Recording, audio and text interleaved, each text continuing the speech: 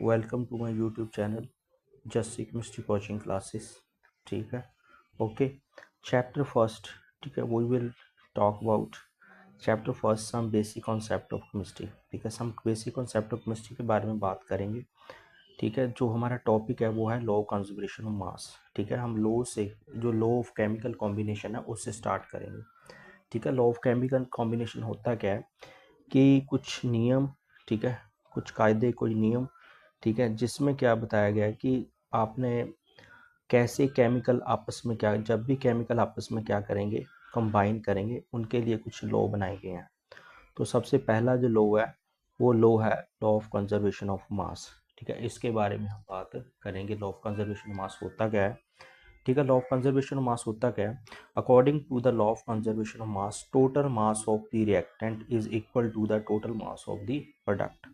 According to the law of conservation of mass के according क्या होता है कि जो टोटल मास, रिएक्टेंट का जो मास होता है, टोटल मास, वो प्रोडक्ट के मास के बराबर होना चाहिए। सिंपल इतना ही है, इससे ज़्यादा कुछ है नहीं।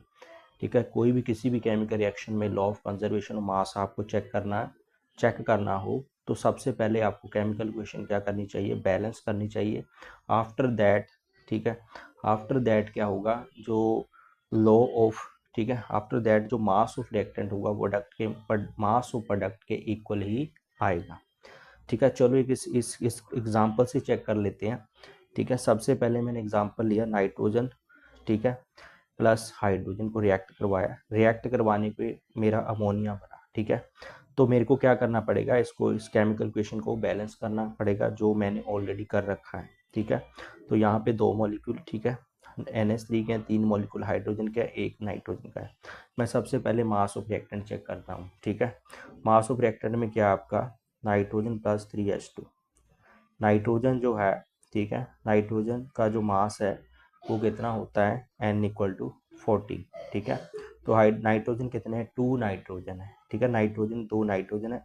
जब हम इसको इसके मास से मल्टीप्लाई करेंगे, ठीक है, तो ये कितना हो जाएगा 28। मतलब नाइट्रोजन का मास कितना हो गया 28। इसी तरह हम हाइड्रोजन का मास पता करेंगे 3।